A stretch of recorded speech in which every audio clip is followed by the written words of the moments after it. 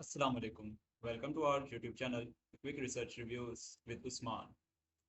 जैसा कि आप सब जानते हैं कि हम किसी भी रिसर्च एंड डेवलपमेंट के काम के लिए कोई रिसर्च टॉपिक जानने के लिए, उसे सिलेक्ट करने के लिए, उसे एफिशिएंट बनाने के लिए हम डिफरेंट डोमेन्स का जायज़ा ले रहे हैं, ओवरव्यू ले रहे हैं।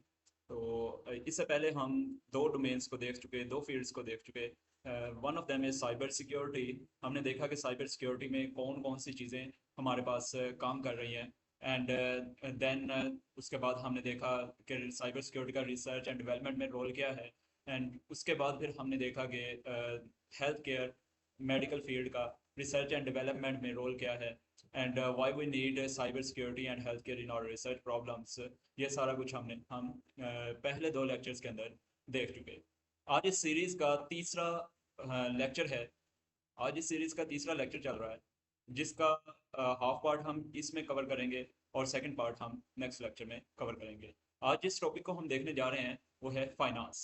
फाइनेंस रिसर्च के अंदर किस तरह काम करता है, why we need finance in research and development purposes. So let's see. सबसे पहले हमें पता होना चाहिए कि कोई भी टॉपिक चूज कर रहे हैं तो उस फील्ड का मतलब क्या है, एंड उस फील्ड को रिसर्च के लिहाज से कैसे देखा जाएगा। अगर बात करें फाइनेंस की, तो फाइनेंस जो है वो मार्केटिंग को हम कह रहे होते हैं। मार्केट के अंदर फाइनेंशियल एंड बैंकिंग सिस्टम्स जो हैं कोर रिसर्च एरियाज हैं। इसके अलावा हमारे पास इन्वेस्टमेंट एनालिसिस हम कर सकते हैं फाइनेंस के अंदर।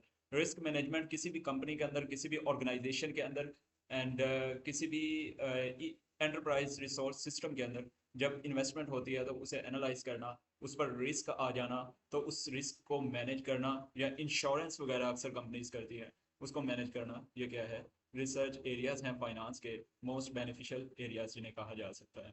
इसी तरह से हमारे पास फिनटेक टेक्नोलॉजी के जरिए फाइनेंशियल इश्यूज को कंट्रोल, गवर्नमेंट और कॉरपोरेट की तरफ से दिए गए कवानीन को फॉलो करते हुए फाइनेंस के अंदर रिसर्च करना, ये भी हमारे कोर रिसर्च एरियाज में फाइनेंस को देखते हुए आता है। इसी तरह अगर बात करें हमें फाइनेंस को रिसर्च में क्यों ज़रूरत पेश आई, फाइनेंस की रिसर्च में ज़रूरत क्यों पेश आई। Let's see that. अगर हमें इकोनॉमिक ग्रोथ करनी है और अपनी कंट्री की, अपने एरिया की, अपनी सोसाइटी की स्टेबल ग्रोथ लेके चलना है तो हमें रिसर्च के अंदर जाना पड़ेगा। इसी तरह से हमारे पास किसी भी जगह की, किसी भी सोसाइटी की, किसी भी कंट्री को देख लें तो वो तब ही उसकी वेल्थ इंप्रूव होती है जब हम उसे ग्लोबल वैल्यूज़ के लिहाज से मैनेज करते हैं।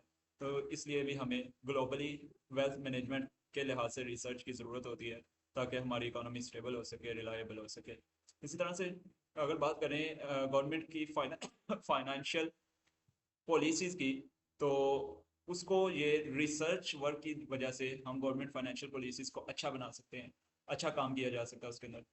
एंड अगर सिस्टमेटिक रिस्क रिस्क मैनेजमेंट की बात करें तो उसमें हम उसे प्रोटेक्ट कर सकते हैं रिसर्च करने के जरिए। रिसर्च एंड डेवलपमेंट में जब जाएंगे तो इसे हम बहुत ही अच्छे वे में टैकल कर सकते हैं। अगर बात करें फाइनेंस रिसर्च इकोसिस्टम की, कि आखिर रिसर्च के अंदर फाइनेंस का इकोसिस्टम क्या है, तो इसमें डिफरेंट मेन की कंपोनेंट्स हैं, जिनको जिनके अंदर जो मेन की कंपोनेंट्स हैं वो ये वाले हैं कि इसमें हम मार्केट्स को देख सकते हैं, बैंकिंग सिस्टम्स हो सकती हैं, फाइनेंशियल टेक्नोलॉजी हो सकती है, रिस्क मैनेजमेंट हो सकता है, कॉरपोरेट फाइनेंस हो सकती है, और पॉलिसी मैनेजमेंट हो सकती है। ये सारे मिलके क्या करते हैं, एक फाइनेंस का रिसर्च इकोसिस्टम बनाते हैं।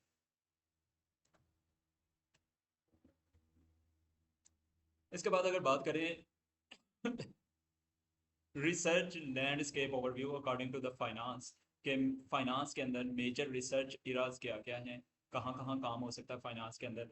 ये कुछ एग्जांपल्स यहाँ दी गई हैं। अगर ट्रेडिशनल फाइनेंस की बात करें तो एसेट प्राइसिंग को हम देख सकते हैं, किसी भी फाइनेंशियल पोर्टफोलियो मैनेजमेंट को हम देख सकते हैं।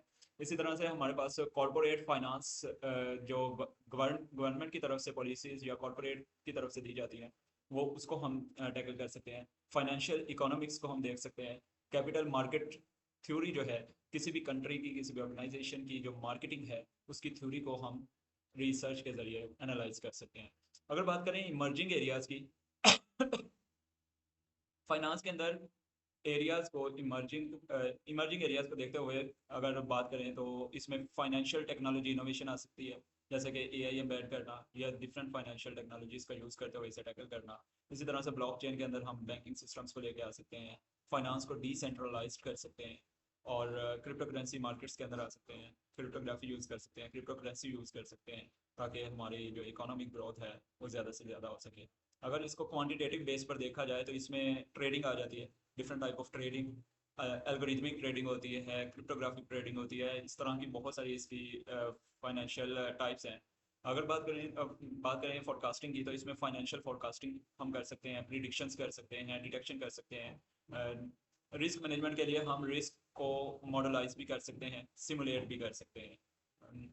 इसी तरह से और बहुत सारे टॉपिक्स ऐसे हैं जो फाइनेंस के अंदर रिसर्च एरियाज हैं, जो हम अपनी रिसर्च एंड डेवलपमेंट में यूज़ कर सकते हैं।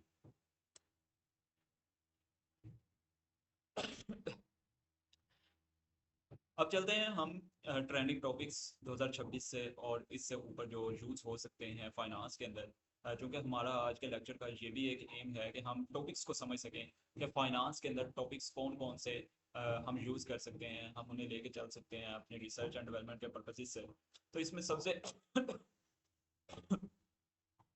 सबसे ज़्यादा जो है most trending topic AI in finance. Finance में एआई को एम्बेड करना, डिफरेंट मॉडल्स को, डिफरेंट फ्रेमवर्क्स को एम्बेड करना। उसके बाद दूसरा trending topic explainable AI, financial models बनाना, मॉडल्स को इतना इंटेलिजेंट बना देना कि वो खुद ब खुद फाइनेंशियल रिस्क मैनेजमेंट मॉडलिंग वगैरह कर सकें। इस तरह से इसमें फ्रॉड डिटेक्शन हो सकता है, साइबर सिक्योरिटी और फाइनेंस को मिक्सअप करके एक न्यू डोमेन बनाई जा सकती है। जैसे एटीएम मशीन्स वगैरह हैं, और इनको अगर देखें तो एटीएम मशीन्स के अंदर फाइनेंस का काम भी है, और अगर इन पर साइबर डिजिटल क्राइम का देखें तो वो साइबर सिक्योरिटी के अंदर आ जाता है। तो इन पर फ्रॉड डिटेक्शन करना, इस तरह की चीज़ों पर ये क्या है, ये भी बहुत अहम टॉपिक है।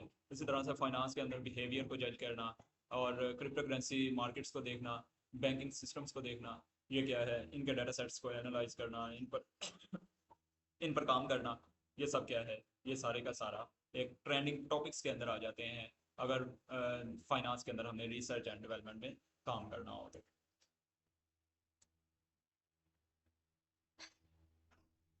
ये तो बात हो गई कि रिसर्च एंड डेवलपमेंट में कौन कौन से टॉपिक्स चूज हो सकते हैं, ये क्यों ज़रूरी है फाइनेंस रिसर्च एंड डेवलपमेंट में, हम गवर्नमेंट के लिहाज से कैसे ज़रूरी है, मार्केट के लिहाज से कैसे ज़रूरी है। तो इन सब चीज़ों के दरमियान इस फील्ड के अंदर कुछ चैलेंजेस आ सकते हैं। According to the key barriers to finance research, हम ये कह सकते हैं कि डाटा सेट चैलेंजेस आ सकते हैं, हमें डाटा सेट की लिमिटेशन आ सकती हैं। मसलन लिमिटेड एक्सेस हो सकती है प्राइवेट फाइनेंशियल डाटा की।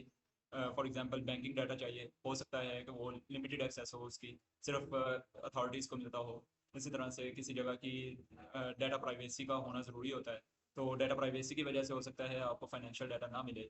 एंड हिस्टोरिकल रिकॉर्ड्स को भी महफूज रखा जाता है बाइसनेस की वजह से, या मिस होने की वजह से, कहीं गुम जाने की वजह से।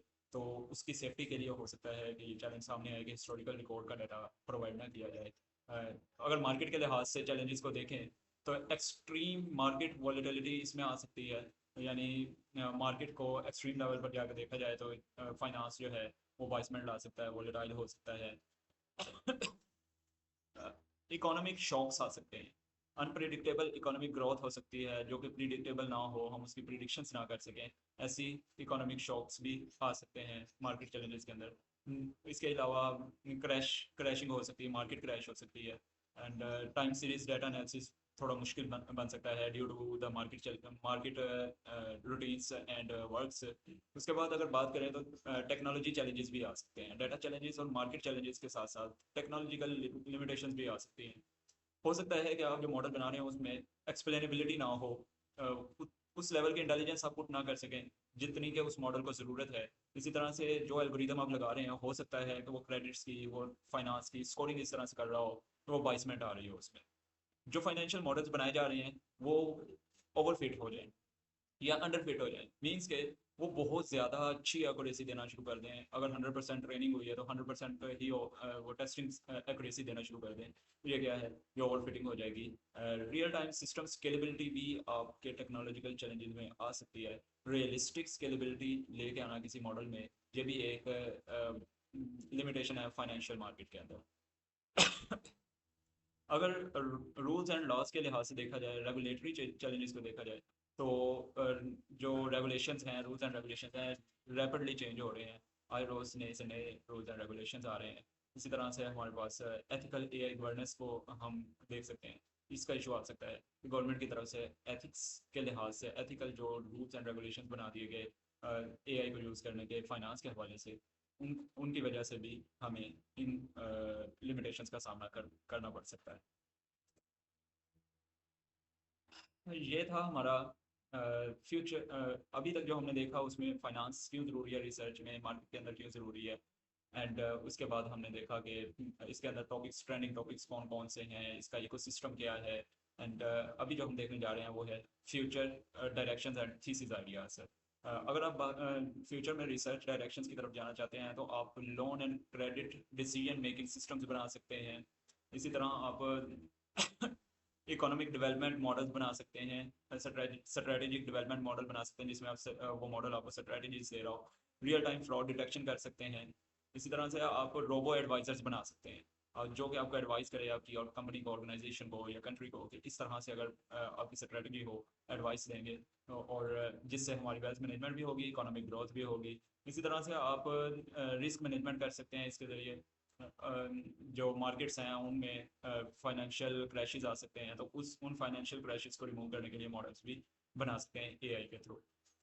अगर थीसिस आइडियाज़ को देखा जाए तो इसमें आप स्टॉक क्रैशेस जो ट्रेडिंग के अंदर हो जाते हैं, मार्केट के अंदर स्टॉक्स क्रैश हो जाते हैं due to the social sentiments और इमोशंस, तो इसको आप प्रिडिक्ट कर सकते हो। इसी तरह से जो क्रेडिट्स आ रहे हैं, जो फाइनेंस आ रहा है, उस पर रिस्क स्कोरिंग कर सकते हो जो कि बैंकिंग सिस्टम्स के अलावा है पॉपुलेशन उनके लिए। इसी तरह आप फ्रॉड फ्रॉड डिटेक्शन कर सकते हो, एफआईपी में एक्सप्लेनेबल एआई लगा सकते हो, बैंक लोन अप्रूवल के लिए इंटेलिजेंट सिस्टम्स बना सकते हो। एंड मैनी मोर, इस तरह के बहुत सारे आइडियाज़ हैं जो कि आप फाइनेंस रिसर्च के अंदर यूज़ कर सकते हैं या एफवाईपी थीसिस के लिए यूज़ कर सकते हैं। ये था आज का टॉपिक है हम फाइनेंस को रिसर्च के अंदर किस किस वे में यूज़ कर सकते हैं, ये क्या है रिसर्च के अंदर, मार्केट के अंदर क्या है। तो that's all from my side.